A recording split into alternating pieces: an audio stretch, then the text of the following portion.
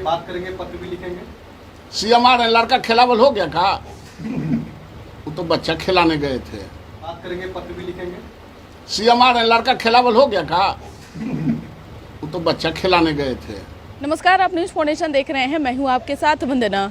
नई शिक्षक नियमावली को लेकर विपक्ष लगातार सरकार पर तंज कस रहा है। बता दें कि इसी क्रम में बीजेपी के वरिष्ठ नेता नवल किशोर यादव ने बाकायदा सरकार से आग्रह किया है और कहा है कि हुजूर इस नियम को आप वापस लीजिए, नहीं तो फिर शिक्षक अभ्यर्थी जो हैं अगर इसके खिलाफ आंदोलन करेंगे तो आप उन पर बेवजह लाठियां बरसाएंगे, बेवजह आप उनको परेशान करेंगे। पहले हम आपको सुनवाते हैं कि क्या कुछ कहना है बीजेपी के वरिष्ठ नेता नवल किशोर यादव। हम तमाम शिक्षकों से अपील कर रहे हैं और जो खंड खंड में बटे हुए हैं नेता, उनसे भी अपील कर रहे हैं। हमारा कोई नेता प्रायोरिटी नहीं है, यहाँ शिक्षक प्रायोरिटी है, जिसके लिए जो बच्चों को पढ़ाते हैं उनकी मैं बात करता हूँ। जातीय जनगणना का शिक्षक विरोध नहीं करते हैं, उनसे आप दबाव देके आप काम लीजिएगा और उनको एलिमिनेट कीजिएगा, उसका विरोध कर रहे हैं। इसको ट्विस्ट करने की जरूरत नहीं है।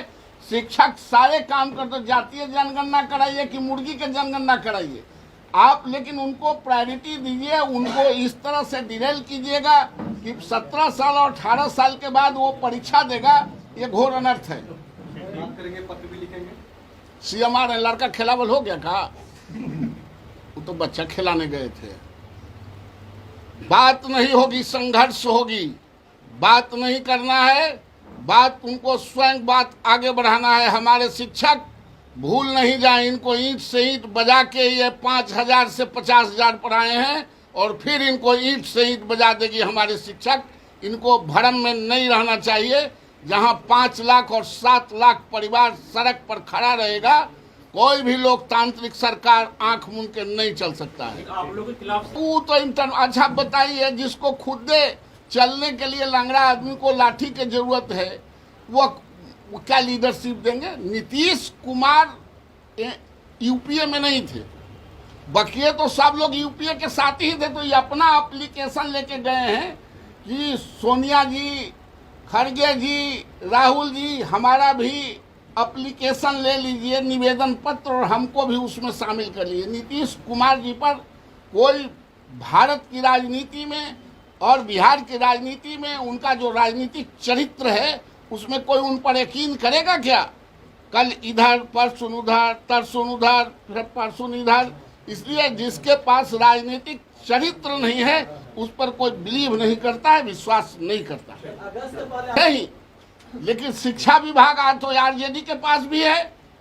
शिक्षा विभाग सब दिन नीतीश जी ने रखा है और हम लोग थे, तो आपको जानकारी होनी चाहिए कि नीतीश कुमार को आज जितना बुलंदी से कंडेम कर रहे हैं, उतना ही बुलंदी से सदन से सड़क तक मैं उनको कंडेम करते रहा हूं और इसी डर से भागे हैं।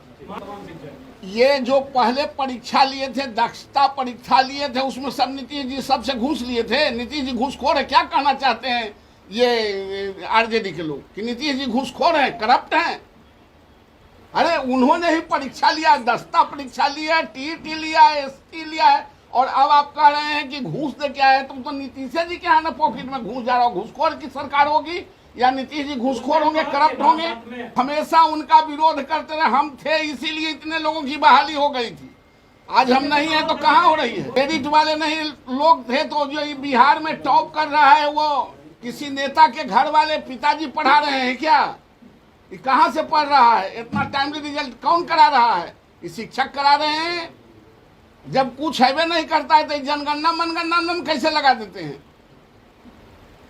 इसलिए ये बकवास की बात है। शिक्षक हैं, पढ़ाने वाले लोग हैं। तो सुना आपने कि क्या कुछ कहा। जब मीडिया कर्मी ने नीतीश कुमार को लेकर उनसे सवाल पूछा तो उन्होंने साफ तौर से कहा कि जिस तरह से अभी वह बच्चा खिलाने दिल्ली गए हुए थे, अगर उनसे उनका फुर्सत हो जाता है तब इन विषय पर उनसे बातचीत की जाएगी। हालांकि उन्होंने यह भी कहा कि इस पर बातचीत करने से कोई फायदा होने वाला नहीं है, क्योंकि अब नीतीश कुमार का जनाधार बिहार में खत्म हो चुका है। फिलहाल देखने वाले विषय होगी कि नई शिक्षक नियमावली को लेकर जिस तरह से विरोध जताया जा रहा है, आखिर आगे सरकार इस क्या ठोस कदम उठाती है, यह देखने वाली विषय होगी। इस कर बस इतना ही। बने रहिए न्यूज फाउंडेशन के साथ। तब तक के हमारे चैनल को सब्सक्राइब नहीं किया तो कर लीजिए। धन्यवाद।